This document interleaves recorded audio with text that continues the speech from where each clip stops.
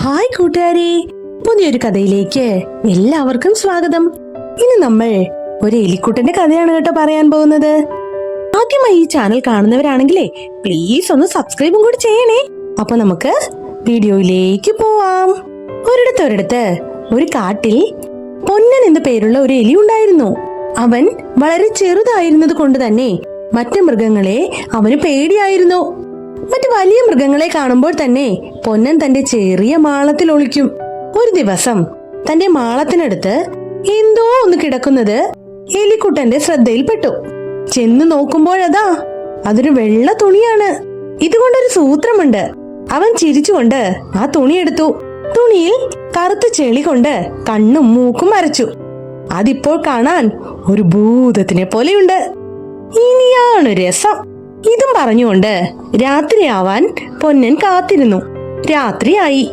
തീറ്റ തേടിപ്പോയ മൃഗങ്ങളെല്ലാം തങ്ങളുടെ മാളത്തിലേക്ക് മടങ്ങുകയായിരുന്നു.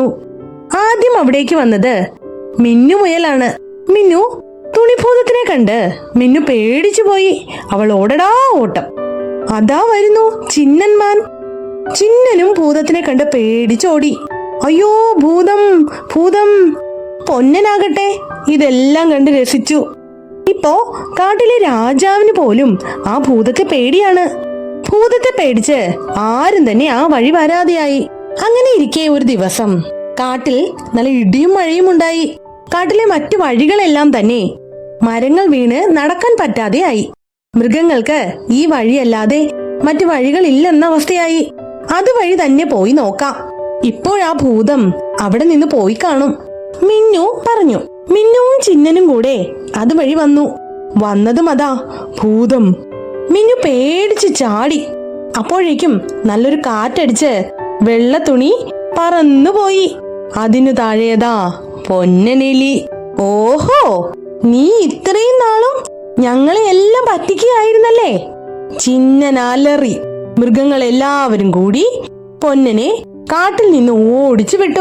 കുറച്ചാളുകളെ കുറച്ചു കാലം പറ്റിക്കാനാവും, എന്നാൽ എല്ലാ കാലവും എല്ലാവരെയും പറ്റിക്കാനാവില്ലെന്ന് മനസ്സിലായില്ലേ കൂട്ടുകാരെ? പുതിയതായി കാണുന്ന കൂട്ടുകാർക്ക് കഥ ഇഷ്ടായോ? കഥ ഇഷ്ടായെങ്കിൽ ചാനൽ ഒന്ന് സബ്സ്ക്രൈബ് ചെയ്യണേ. ഇതുപോലെയുള്ള ഒരുപാട് കഥകൾ നമ്മുടെ ചാനലിലുണ്ട്. അതെല്ലാം കേറി കാണണേ. അപ്പൊ നല്ലൊരു കഥയുമായി വീണ്ടും കാണാട്ടോ. അതുവരെ ബൈ ബൈ.